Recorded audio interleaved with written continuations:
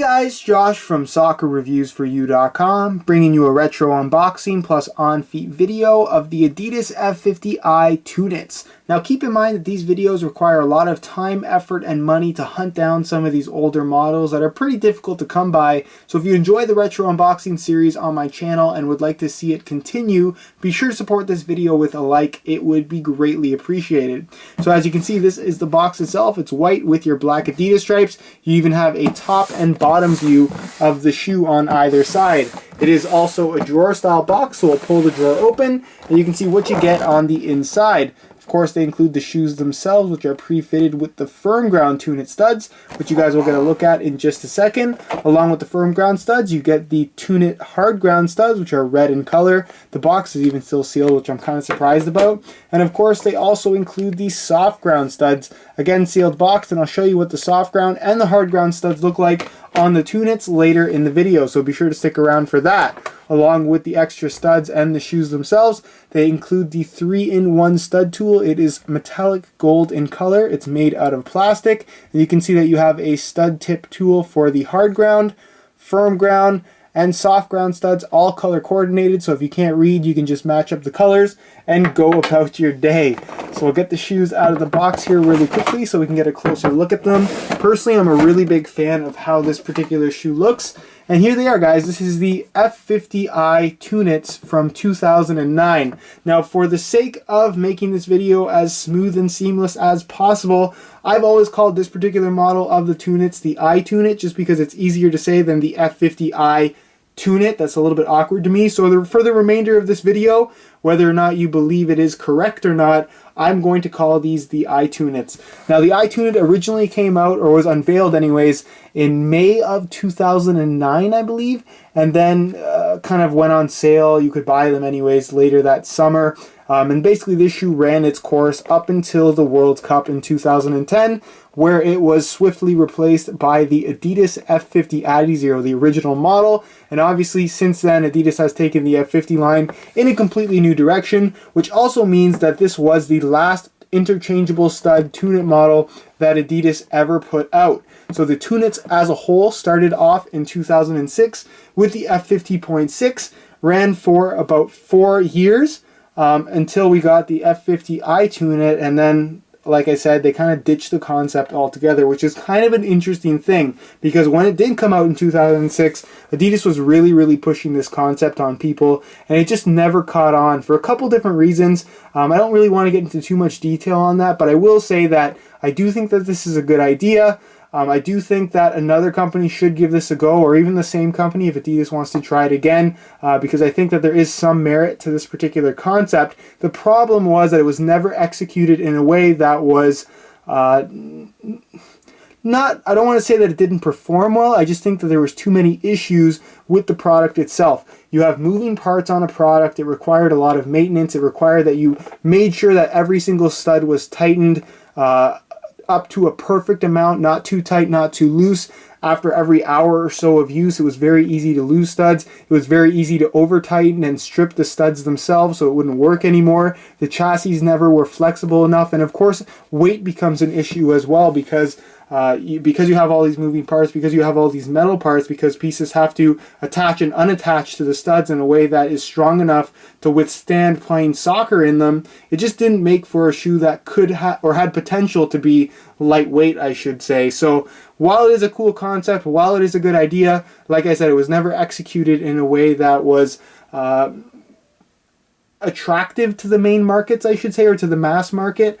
I think that if you ask people about the Tunit system as a whole, you're going to get two different types of opinions. You're going to get the people that absolutely love the concept and really didn't have any issues, which is a lot fewer than the people that are going to say that this is an awful shoe, an awful system, and they absolutely hated it. Now, personally, I do have some experience with the F50 Tunit line. I had the original F50.6 in the blue, white, and green color. kind of really spacey, awkward looking shoe, very modern looking for the time of its release.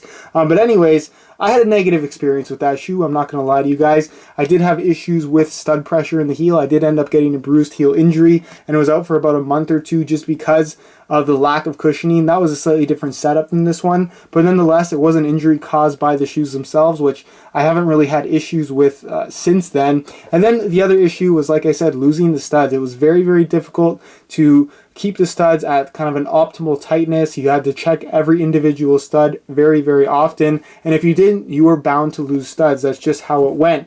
Now, as far as this particular model goes, there's a couple unique things about this particular Tunit model that weren't on prior Tunits. What's cool about all the Tunits and that they all had in common is you could change the studs. They had firm ground, soft ground, and hard ground stud tips, which obviously are included with these shoes.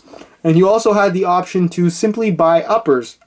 So if you had a chassis and you had the studs, you could just buy a brand new upper and technically have a brand new shoe, or at least part of a brand new shoe. So kind of a cool system, but that is a feature that was shared with all of the Tunits models.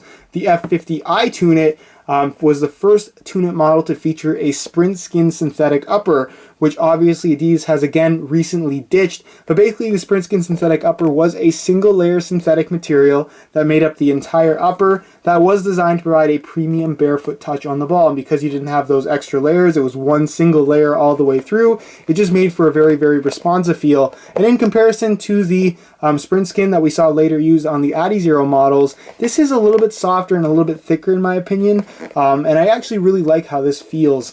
As far as other features that you're going to find on here, there's one little thing that Adidas did with the iTunit that made me laugh a little bit, and it is the thermo-bonded lace cover right here.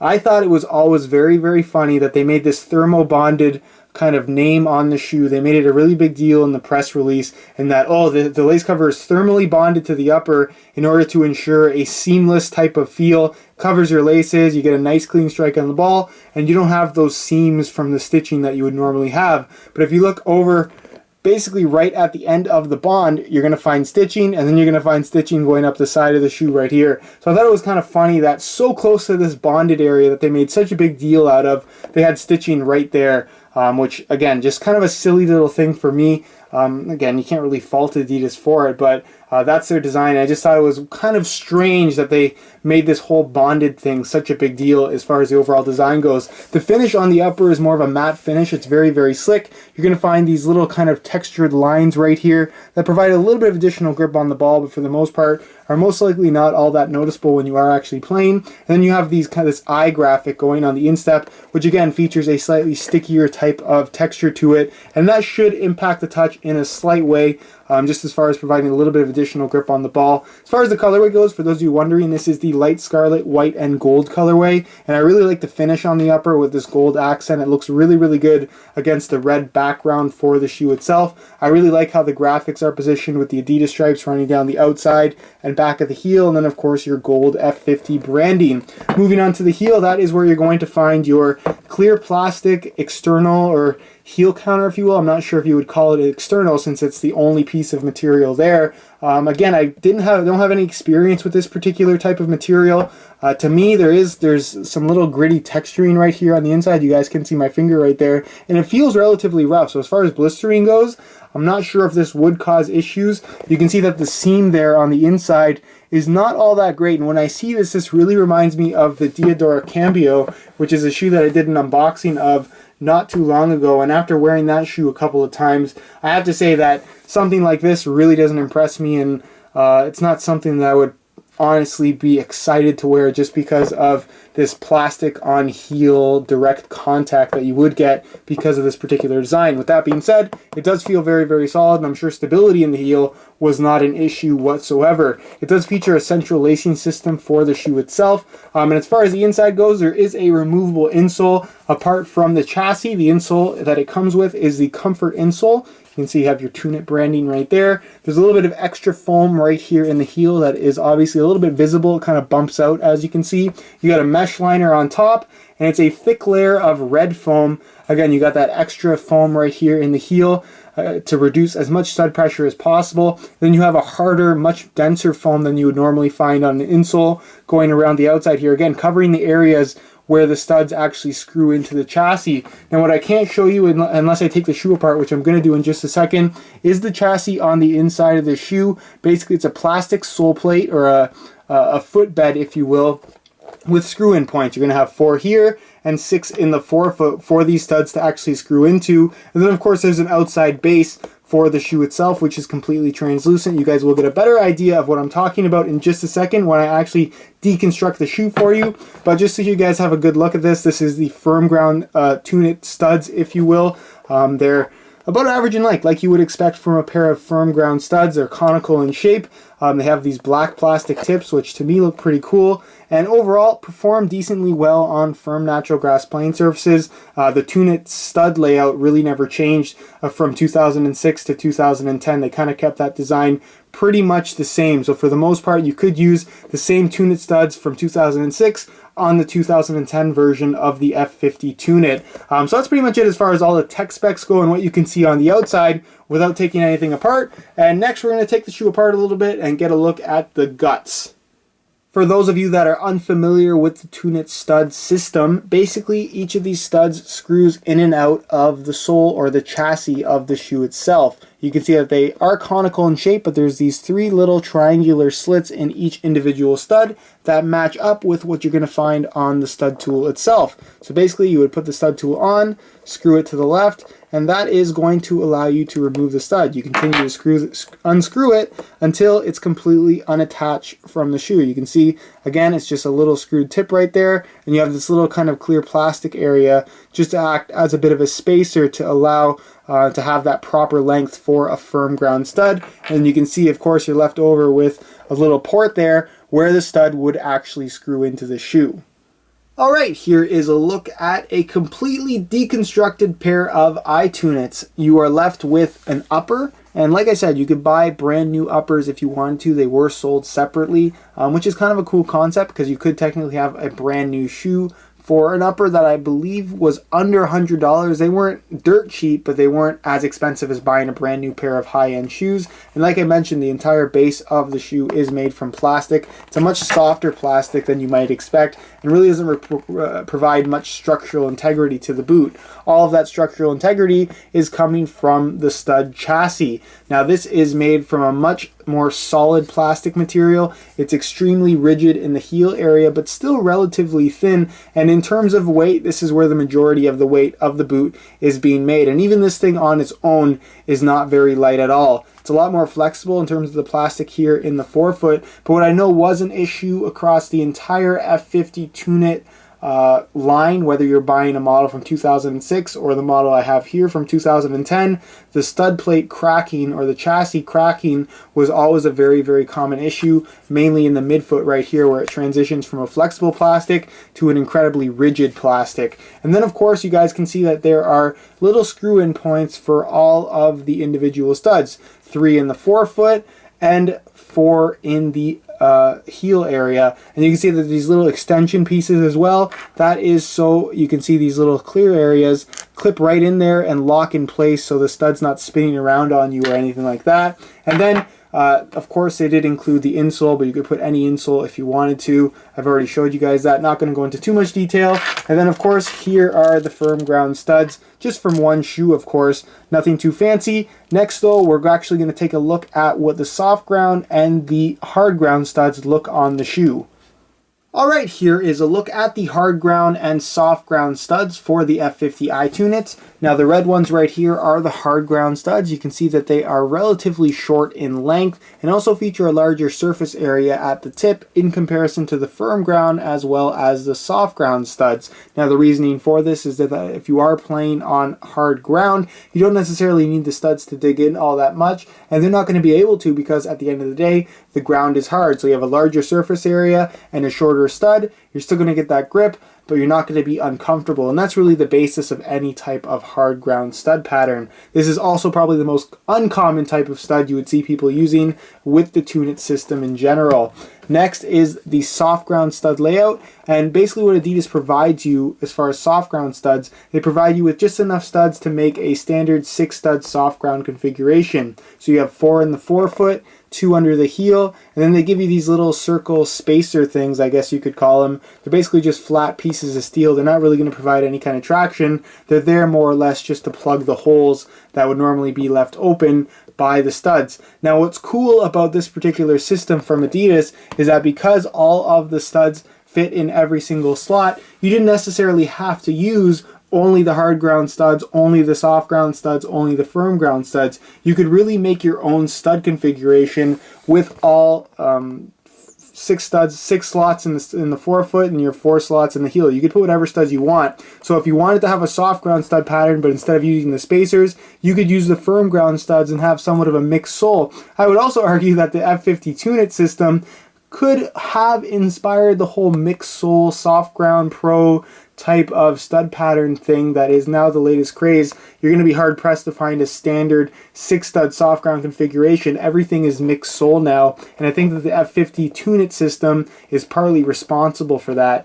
So again, kind of cool that you could mix and match and more or less create your own stud pattern within the 10 studs that you had to work with at the base of the sole plate. But again, kind of cool that you had that ability to customize the studs to have maximum traction on whatever playing surface you were on.